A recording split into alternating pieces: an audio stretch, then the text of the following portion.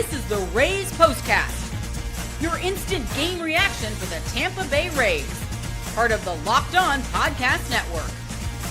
Your team every day. Hello and welcome to the Tampa Bay Rays POSTCAST, your spot for instant Rays reaction after every single game. My name is Jonathan Shields. Make sure you guys go follow me on Twitter at Johnny. And what a attempted comeback by the Rays. Yandy Diaz continues to do Yandy Diaz stuff, but it's funny. The Rays toward the end of the season, now we know they're not going to make the playoffs. Each game recently has been like a reason for their losing streak. Yesterday it was the bullpen. Today it was those errors, right? A lot of mistakes. Walking about her home. Jake Mangum's base running mistake, right? With 3 errors, 2 or 3 errors, a boatload of walks is just one of the just some of the factors that are all kind of lining up here for the Rays. So we're going to break down how this comeback falls short. How, again, I've been saying this a little bit, how I still really like Adrian Houser. So many mistakes, and we're going to look ahead to the last home game of the season tomorrow. But first, we're going to talk about how it was no surprise, and I thought there might be some questions about this in the comments, no surprise that the Rays are trying to save some arms there at the end. This is what you'll be talking about. Houser goes 102 pitches. He looked pretty good. We'll talk about him in a second. But the last 3 innings went to Jesse Schultens. And, he's a guy that the Rays picked up off the street again. And you might be wondering, Pete was available today, to potentially pitch that 9th inning. There was a few other arms that were potentially available. But, when the Rays have been eliminated now from the playoffs, it's been what's the word? It's been kind of put in the sand that the Rays are going to save some of those guys. So I was not surprised that the Rays kept that for themselves for pitching shoulders the last part of the game there. So I wanted to kind of get ahead and address that first. But again, I like Adrian Houser because when he doesn't have his best stuff, he's still effective. And we see so many times with Rays pitchers, Edwin, you said sticks out when he was bad earlier in the year. Shane Baz sticks out. Taj Bradley stuck out when he was here. When they don't have their best stuff, they really, really struggle. Adrian Houser didn't have his best stuff tonight, but he was still really, really solid. So props to Adrian Houser for that. And that's, again, part of the reason why I really like him and would love to see him potentially get a shot next year in this Rays rotation because of, when he doesn't have his best, he's still really effective. So really happy with how Houser performed today. So with the Rays again today, I was going to be interested with the compete level coming out of being eliminated statistically from the playoffs. And maybe in the Rays' minds, they were eliminated a little bit while ago, but definitely a little sluggish to start out, and that goes to the mistakes, right? The Rays end up with 3 errors and, some costly ones. The Rays end up with 3 errors and 4 walks and not hit by pitch, but in the 3rd inning, a walk ends up scoring a run, which you never want to see. So that was one kind of blemish I would say from Houser. If you're going to be efficient or you're going to be sloppy, what makes the mediocre pitchers good is being efficient in those big spots. So that was a little kind of red flag there, but he turned around from there. Never loved walking a batter home. Same thing, a few games ago, last game, you said it hits a batter, gets out, running home. The game was kind of out of hand at that point. But those are definitely some of the things that I look at as potential red flags. So never great there, but just very sloppy from the Rays. Like I said, 3 errors. We end up with 4 walks. That's 7 free passes, right? And we've talked about all year, even when the Rays were really in it, the Rays are not good enough to overcome beating themselves. And when the Rays were really rolling, they were the team capitalizing on other teams' turnovers. So I thought that was really interesting that, it's very unlike the Rays to be this kind of sloppy like that. So it's happened a few times this year, and it happened again in kind of a microcosm right there. So I still really like Houser. The mistakes are the things that kind of really stuck out to me today. Anytime you look at 4 walks and 3 errors, it's never going to be great. But I do quickly want to say for the Rays tomorrow, they have the 6:35 night start because the Bucks have a day game at Raymond James. So if you guys were trying to get out there for the Rays game, it's not one of those instances where you're going to miss the Bucks game. You can watch the Bucks game and then go watch the last home game for the Rays. So It's a little quirk that happened there with the Rays when the NFL schedule came out, because NFL kind of rules everything. So there were kind of rumors that the Bucks might be on the road for that week 3 matchup, but they ended up being at home because NFL doesn't care. So the Rays gets their game pushed back a little bit. So just a heads up there. But it's the thing that I'd still love to see is Yandy Diaz, and he's been the heartbeat of this team. And I said it yesterday, he's now hitting 302, man. He has just had an incredible year, and it's not going to be talked about enough because the Rays are probably going to finish under 500. It's just not going to feel like his impact wasn't felt nationally. Regionally, everyone knows how good Yandy Diaz is, and everyone that watches Rays POSTCAST knows how good it is. I just wish he got a little bit more love nationally, but unfortunately, the way that things worked out, for the Rays, he just doesn't, and that's part of kind of playing for the Rays, unfortunately. And he got all the love when he won the batting title and the Rays won 100 games, but he's still continuing to be like, I want to ask you guys, where does he rank in the top Rays of all time? I want to ask you guys, where does he rank there? Because I had a discussion with that with my friend today. It's, is he a top 7 Ray of all time? Where do you rank him? And it's an interesting discussion maybe for the offseason. But we're going to talk about how the comeback falls short. We're going to get to our turning point, and we're going to look ahead to the game tomorrow right after this. This episode is brought to you by Zippix. Zippix toothpicks. Whether you're looking for nicotine satisfaction or an energy boost, Zippix has you covered with their nicotine and caffeine-infused toothpicks. For nicotine users, Zippix provides a discreet way to satisfy your cravings. And the hand-to-mouth habit without vaping or smoking, Zippix can be a helpful tool as you work to reduce your dependence on vaping. Available in 6 great flavors with 2 milligram and 3 milligram nicotine options. And if you need your energy without the crash, your caffeine toothpicks are a game changer.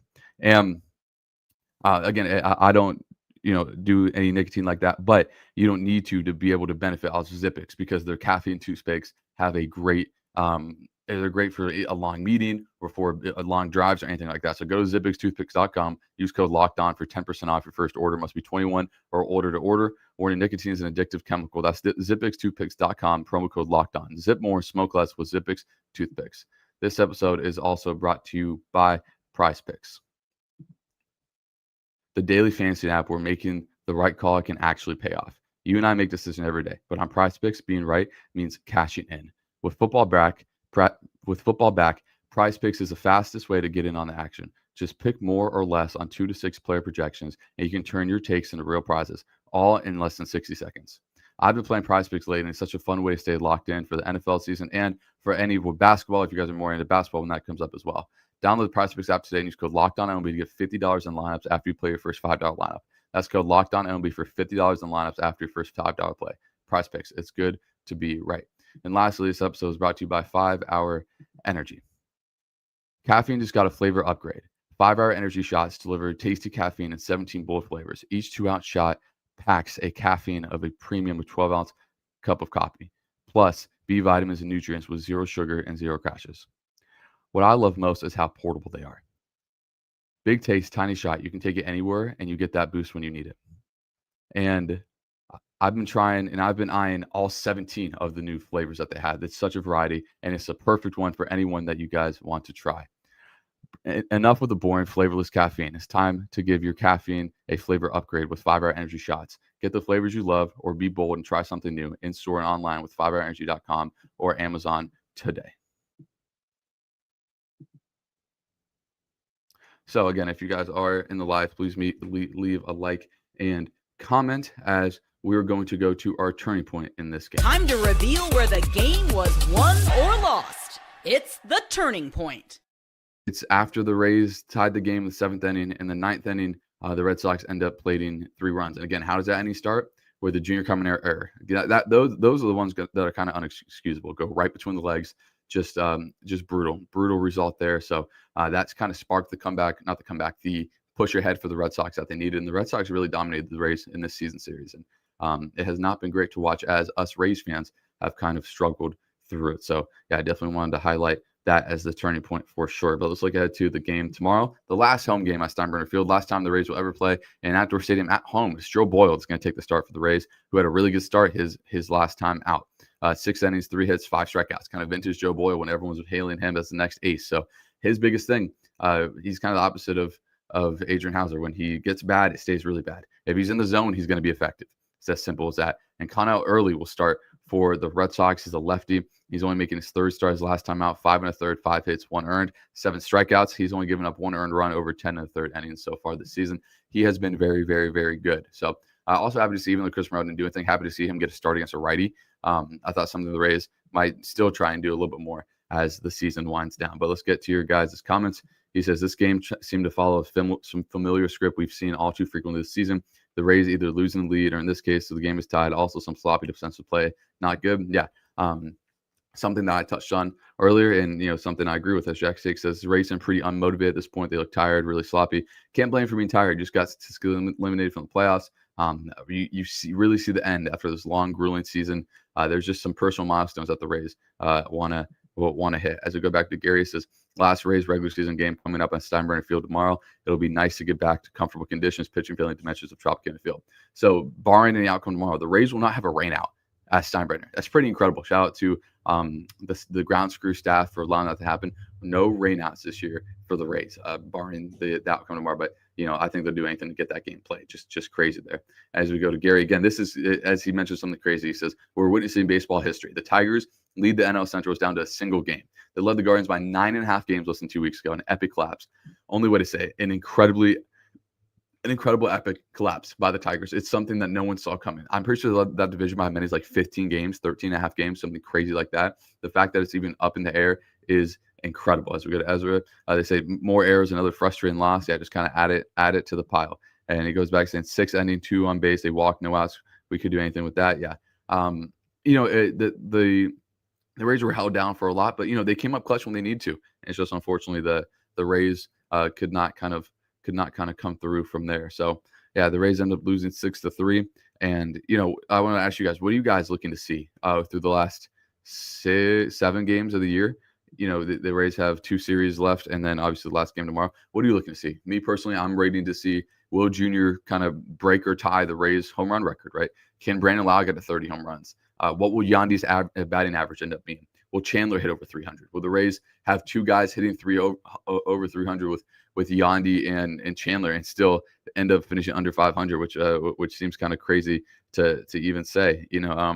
What guys will Jonathan Aranda come back? I saw something where he might entertain coming back because it's a long offseason, man. Might as well come back and play some ball before the end of the season. So a lot of potential storylines to look at for the Rays. Those are a few that I'm looking at for sure. So I'm very excited to see what the Rays will do in the last season. End of the season. What's Carson Williams going to do? What's Bob Seymour going to look like? Right? What are these young guys that the Rays have been relying on for about a month, the last 6 weeks look like? How about that bat from Carson Williams with that 12 pitch at bat from Chapman? The Rays got Chapman up like 30 pitches. The last kind of outcome there. So yeah, crazy end for the Rays there. But it just shows that they're battling. It goes back to that part talking about the effort of the team. And I thought the effort was there in that aspect, that they kept battling, right? Carson Williams had that 13 pitch at bat, impressive at bat against one of the probably the best reliever this season for a guy that's a rookie, first time he's seen him. So yeah, it's just a little bit unfortunate that the Red Sox have had the Rays number. They've had the Rays number this year, and it has been disheartening to say the very least. So Rays end up losing 6-3, like we mentioned, but just a little recap. Just sloppy by the Rays, too many errors, too many walks, and the Rays could not end up pulling it out. But we've said all year, the Rays are not talented enough to dig themselves out of their own hole. So I want you guys to kind of think about those questions that I asked, right? Like where are the Rays? Where do you want to see? Where does Yandy Diaz rank all time among kind of Rays players? And what are you hoping to see the rest of the year? What do you want the roster to look like next year, right? Those are the questions that I think with the new front office coming in, obviously Stu Sternberg got honored a lot today. Kind of deservedly so. I'll speak on that real quick. Yes, what he's done recently has not been great, but what he was able to do with this franchise to even get them to this point is special, because you guys remember where the Rays were before that 2008 season. Everything kind of changed from there. So that's all I'll speak on that. We'll get out of here. You guys make sure you leave a like, comment, and subscribe, and I'll see you guys tomorrow afternoon for the last Rays home game postcast.